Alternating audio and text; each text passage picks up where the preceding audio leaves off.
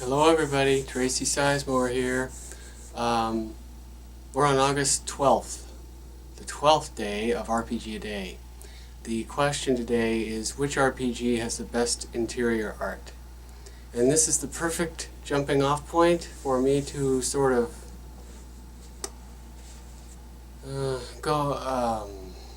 explain how I'm answering these questions, I suppose. Because any time, and I've said this to many people, and I'm not the only one who feels this way, anytime you use the best in a question, the question is already flawed in a way, you know? So, what's the best this and what's the best that? I don't know. First of all, I'm not qualified enough to be a critic enough to say what's the best. Second of all, it's the height of arrogance to assume that I know what the best is, that there is a best at all. That's sort of the arrogance of the question, right? It's semantic, and I get that, and to a certain degree, it doesn't matter, right?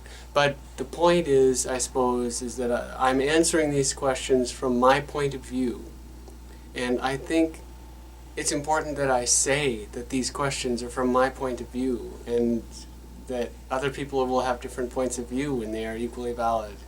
Of course that's the case. But in the world we live in today, it's not obvious that people think that. Or I suppose people will react to people who answer these questions as if they are trying to be the arrogant soothsayer of RPGs everywhere, you know. That's just the way the world we live in now. And the thing is, I'm just not trying to do that. And some of these questions, they don't go out of their way to engender conversation. They instead go out of their way to rank things, to encourage you to rank things, to say what's the best and what's the second and what's the worst, you know. Or if not say it, then to do it internally before you say it, you know. So anyway, I don't know. I just thought I'd say that, and for whatever it's worth. So, with that in mind, I'm going to answer this question: what's the RPG with the best or the most inspiring interior art? So I guess this isn't one of those questions, but it sort of is, because it's implying that there's a definitive answer. The most inspiring. The most. Instead of the best, right? Anyway, I don't know. But to answer the question, the most inspiring interior art, I've got a couple, because I don't think there's a most. I think there's lots. So, I've got three answers, and this is not a definitive list, but I'm just sort of choosing these as a launching point to talk about them. So one that harkens way back to my preteen years, that inspired me not only to, I don't know, want to play the game and want to play the in the environment of the game, but also inspired me to sort of play role-playing games in general. It launched the hobby for me, was Tunnels and Trolls. And Tunnels and Trolls, way back when, it's still the case now, I think, but there was a lot of art by Liz Danforth. And Liz Danforth actually lives in Tucson. And I've never met her, but I know who she is, because I got Tunnels and Trolls when I was like 12 years old, or 11, 10 years old. And there was a lot of art that she did that really inspired me. You know, it's sort of, I would look at it a lot and go, wow, I wish I could do that. And wow, that's something. And it was, to me, her art was sort of, I don't know, more intriguing and interesting and inspirational than some of the other art. I'm like, oh, that's a Liz Danforth drawing, you know. I don't know. To this day, I mean, that was formative, right? So 10, 11 years old, to this day, I know who that artist is, and I remember some of her art in that book, even though I don't own the book anymore. I haven't owned the book for decades. So, that's one answer. Another answer is one that I was recently able to look at. I haven't bought it yet, but buying it is an inevitability, and I've mentioned it before. But my friend Ron Blessing had the box of No Thank You Evil at one of our Rincon fundraisers, and people who don't know, who happen to be in the Tucson area or into conventions at all and want to travel for one, Rincon is our local gaming convention, and it happens at the end of September, beginning of October.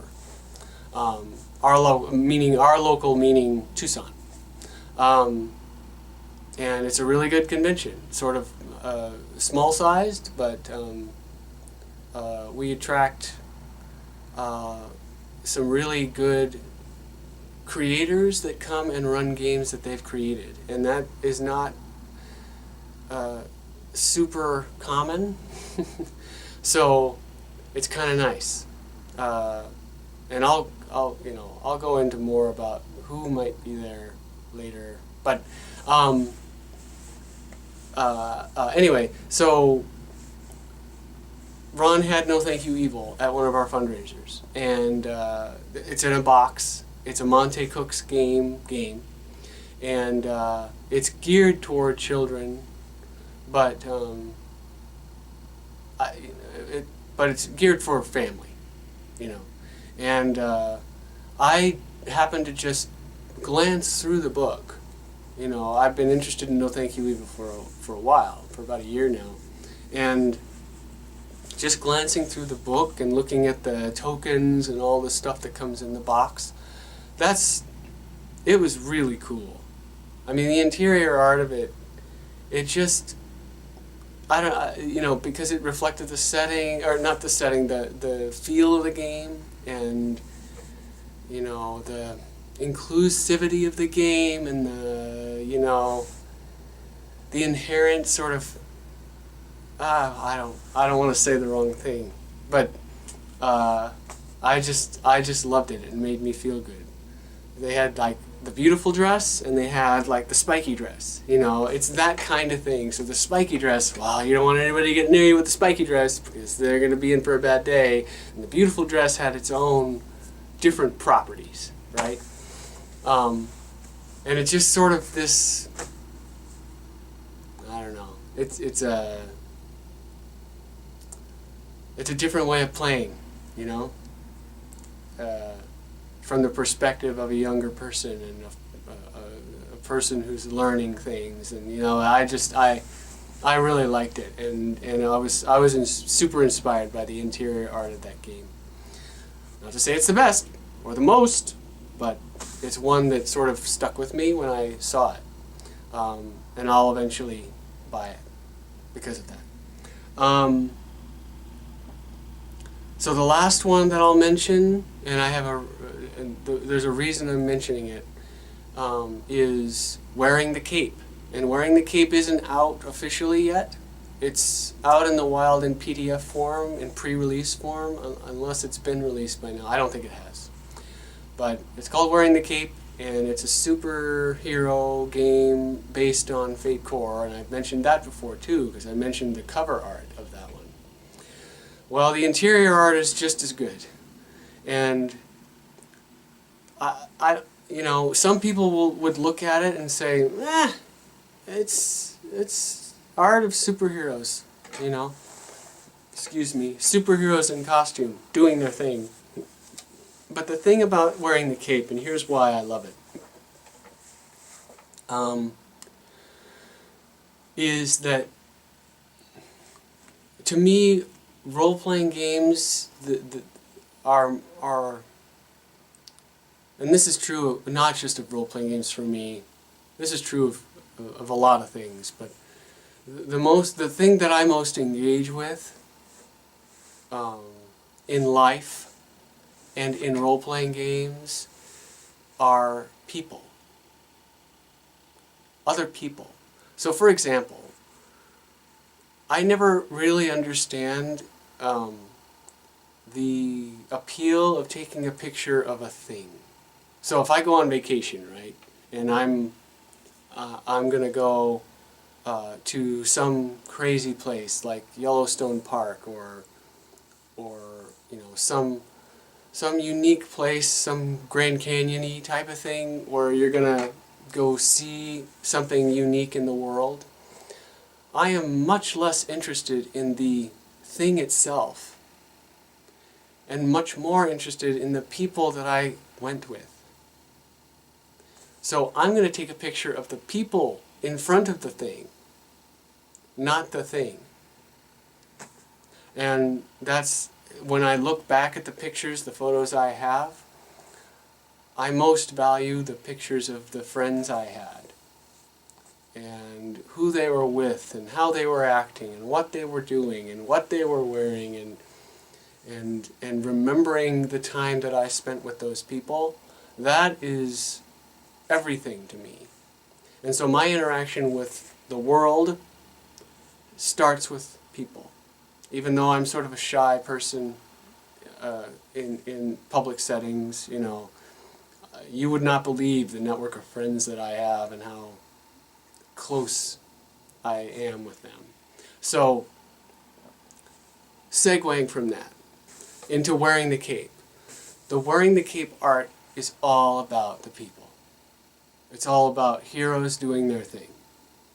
And the joy of it, the uniqueness of their powers, how they look, you know, what they do, how they express themselves. It's all in wearing the cape.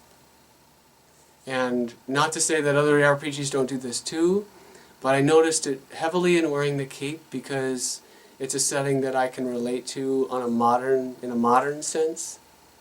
And it's an optimistic setting. You know, they're heroes. It's not, you know, gritty, on the street Batman at his most chaotic evil hero. It's different. It's a feel of, it sort of engenders the feel of how I look at people. You know, sort of the difference between how I feel on the inside and when I look at that camera screen on the outside. I don't know. How I view people and how I view the collective consciousness, which seems super metaphysical, but I don't know. I don't have any kind of associations with that in terms of philosophy that I espouse to other people, but I sort of believe in this human connection. And the art of wearing the cape, just looking at some of those people and the artist's rendition of them and what they might be thinking at that moment and what they're doing and how they express themselves and how they're interacting with others. To me, that's super inspiring. And so, in answer to, you know, this most question, that's an answer because it allows me to expand on sort of my philosophy of life and who I am and you know how I interact with the world. And I think that is the best way to answer these questions, because that's what I would want to see other people do. So anyway, I'll stop rambling, but that's my answers. There's all kinds of RPGs with interior art that are super, super inspiring. But those are three that popped into my brain. Okay, I'll talk to you tomorrow.